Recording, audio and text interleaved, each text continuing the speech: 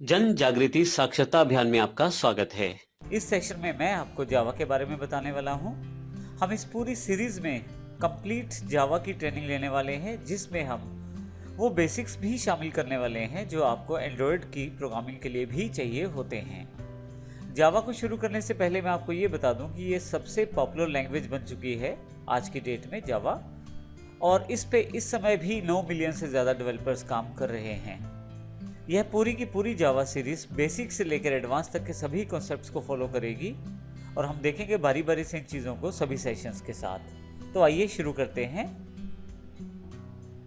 जावा क्या है और क्यों इसे प्रयोग करते हैं।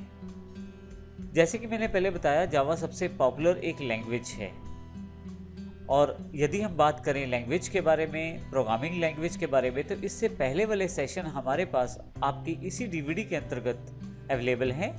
यदि आप बिल्कुल फ्रेशर हैं, यदि आप पहली बार किसी लैंग्वेज को सीख रहे हैं, तो मैं आपको सजेस्ट करूंगा कि आप हमारी C या C++ के बेसिक्स को ज़रूर एक बार रिवाइज कर लें।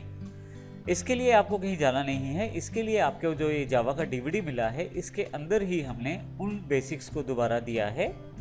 आपको जो सीरीज़ दी गई है जावा की, उसमें हमने C++ के कुछ बेसिक्स पहले से डाल दिए हैं। आप इनको केवल 1-2 बार देख सकते हैं। देखने भर से आपको काफ़ी सारी चीज़ें समझ आ जाएंगी, जिससे आपके लिए जावा को सीखना थोड़ा और आसान हो जाएगा। लेकिन यदि आपके पास पहले किसी भी तरह का प्रोग्रामिंग एक्सपीरियंस नहीं है, तो भी कोई बात नहीं। हम हर एक कॉन्सेप्ट को यहाँ कवर करने वाले हैं और अच्छी तरह से उसे समझने वाले हैं। तो आप बिल्कुल बेसिक्स से शुरू करते हुए एडवांस की तरफ चलेंगे। तो आइए शुरू करते हैं जावा के बारे में। जावा एग्जैक्टली हाई लेवल लैंग्वेज है।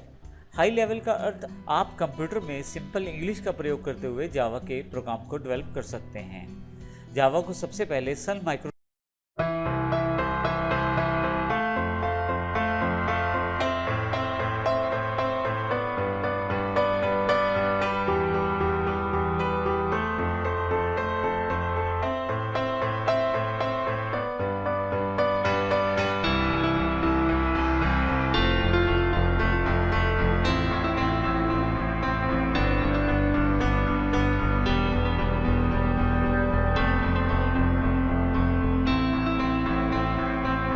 सिस्टम ने 1995 में इसे बनाया था।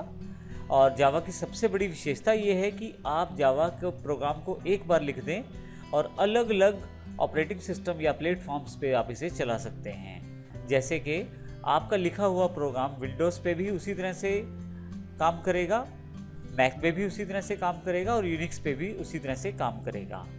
जावा का पॉपुलर होने का सबसे बड़ा कारण ही यही है कि जावा अलग अलग डिवाइसेस पे प्रयोग की जा सकती है।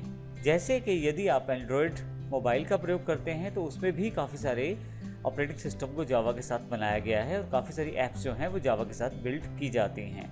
अब इसी तरह से यदि आप विंडोज़ पे काम करते हैं, तो काफ़ी सारी एप्लीकेशंस आपको जावा के साथ वहाँ भी काम करने में मदद करती हैं।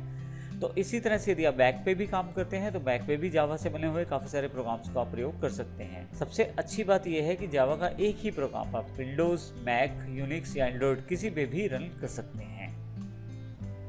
जैसा कि मैंने पहले बताया, जब कोई प्रोग्राम चलता है तो उसको चलने के लिए एक एनवायरनमेंट चाहिए होता है।